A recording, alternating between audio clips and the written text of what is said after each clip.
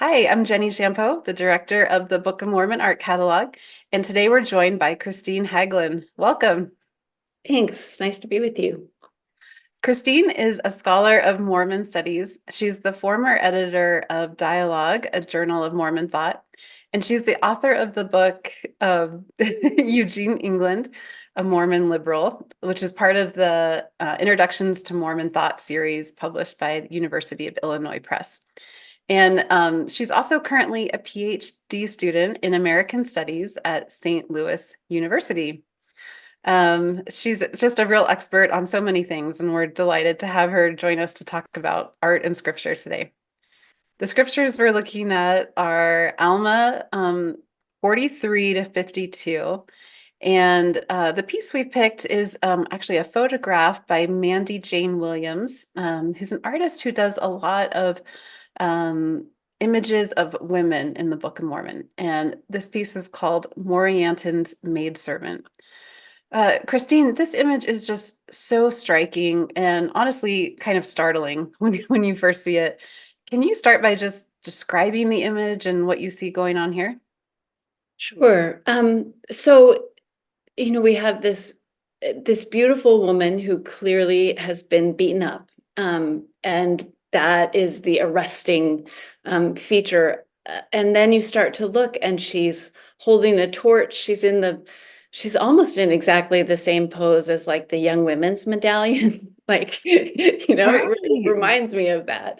Um, except that she has this horrible black eye. And then she's also wearing a red robe, which we often associate with Jesus in art.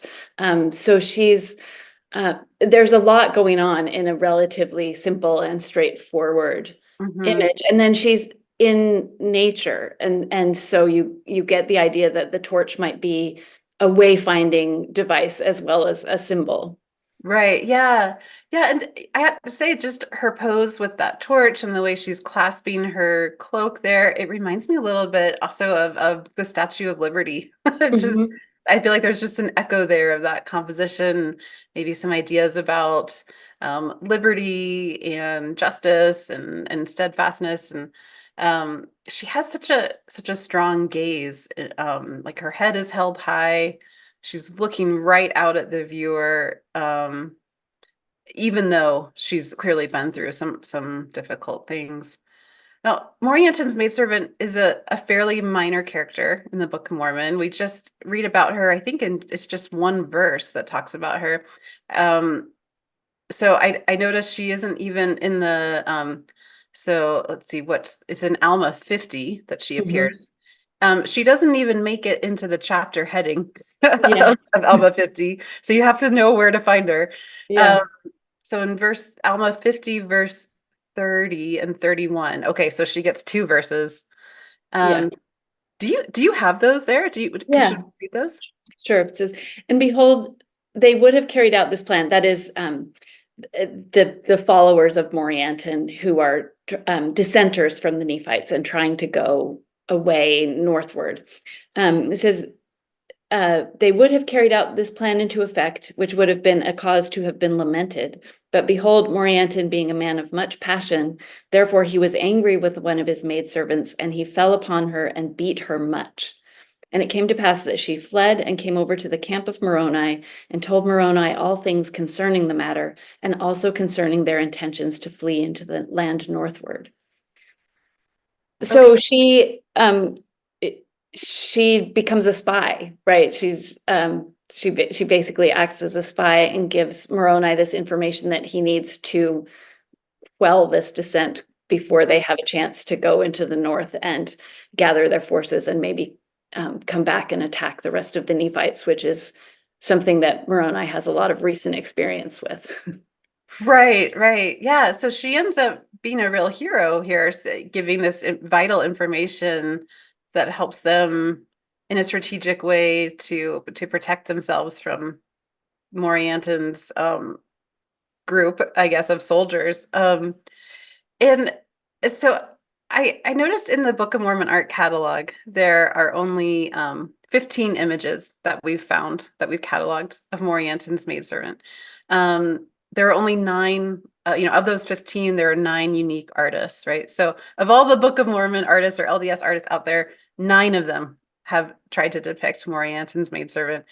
Why do you think she hasn't been depicted as much as other Book of Mormon figures? And how do you think this work compares to the other 14 that we know of?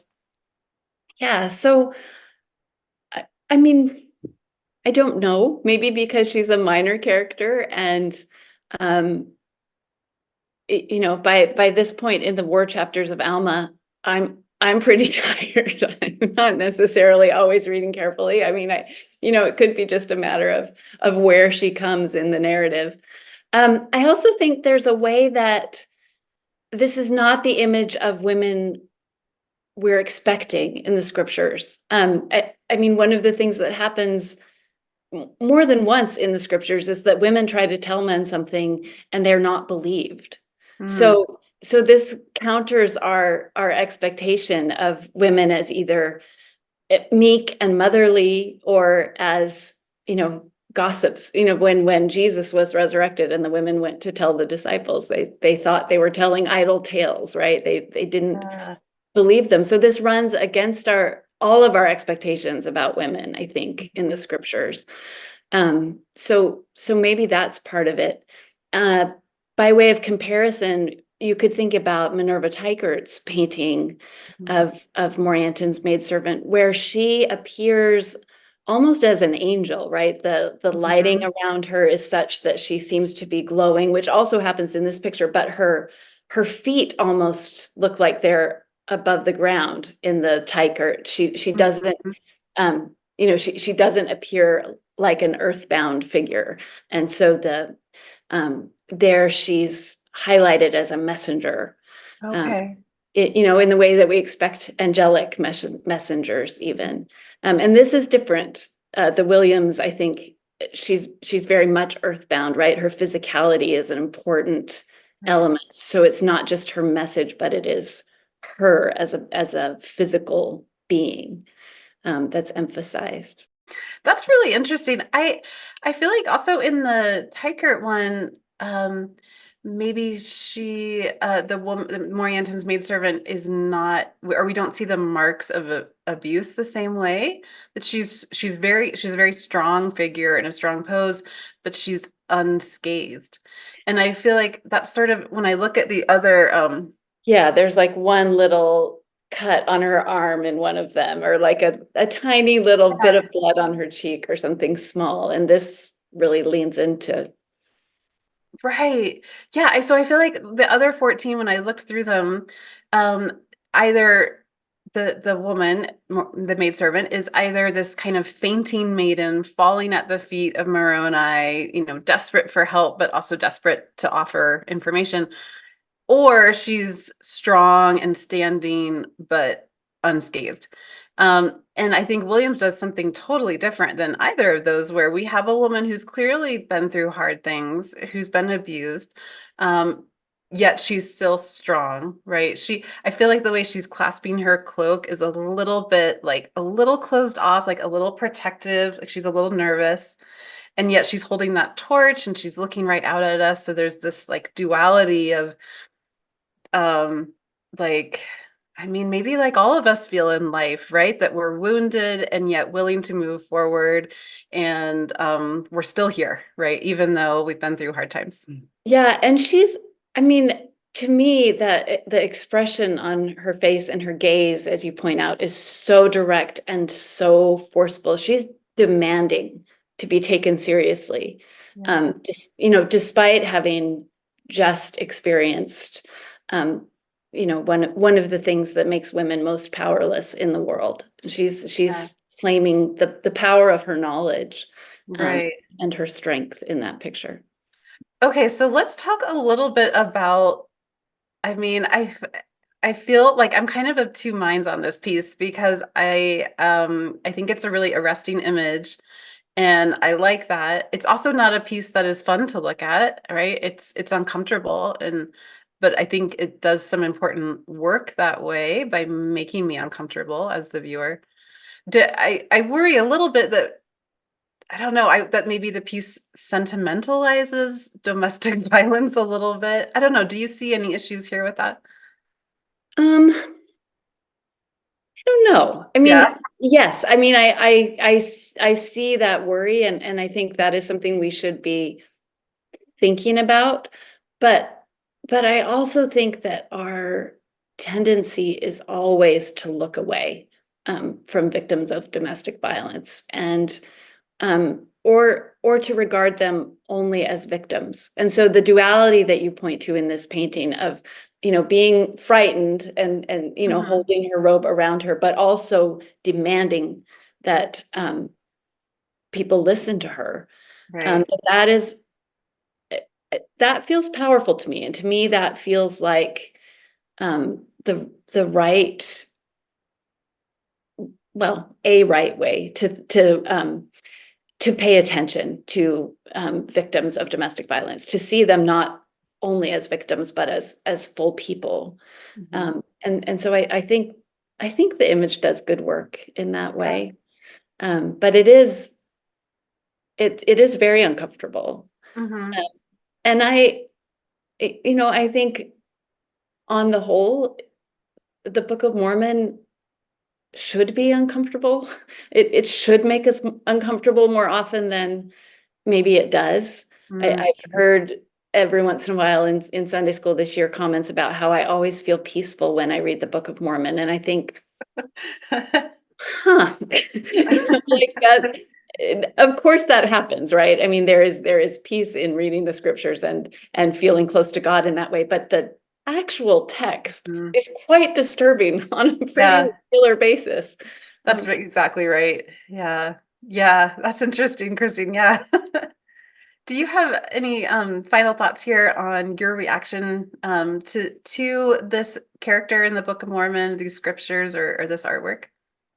Yeah, as I've thought about this passage and this photograph, um, I've been thinking a lot about minor characters generally. I think when we're younger, at least when I was younger, I would read the Book of Mormon and identify with Nephi or Moroni, and I was going Mhm. to be the hero of the story. And when you reach solid middle age, you start realizing that, oh, actually, it turns out there aren't that many of us who get to be heroes or main Yeah. characters of the story. And most of us, most of the time, will be minor characters. Hmm. And um, but maybe, minor characters through much of our lives, and then suddenly, we have one chance to do something heroic, or maybe we don't, maybe we just do small, kind things throughout our lives, and they don't even necessarily get recorded. And that realization makes me a little bit more compassionate towards myself, but it also makes me really want to think carefully about how I respond to the people that I meet who seem, like minor characters. We all go through life as though we are the central character of our Right. stories, and Right. other people are minor characters. And it's reminded me of one of my favorite poems by Gerard Manley Hopkins Okay. called "The Lantern Out of Doors." I don't know if you know it, but he's lamenting that sometimes someone goes by with a lantern, and so this torch made me think of it. And the lantern beams against our air, and we notice and we pay attention for a moment, and then it disappears into the distance. And we don't ever know what happens to those people. They appear in our lives for a moment and then are gone. And he concludes by wondering about them and lamenting his inability to follow their whole story, but Mm. then noting that there is someone who follows their story and cares about them. So let me just, if it's okay, just read the Please. last Oh, yes. stanza. Um, he says, "Death or distance soon consumes them. Wind, what most I may eye after, be in at the end I cannot, and out of sight is out of mind. Christ minds, Christ's interests, what to avow or amend there, eyes them, heart wants, care haunts, foot follows kind, their ransom, their rescue, and first, fast, last friend." Hmm. And I love that reminder, both that we ought to be gentle and pay as much attention as we can, but then that where our attention and care are limited, that all of the minor characters everywhere are main characters to Jesus.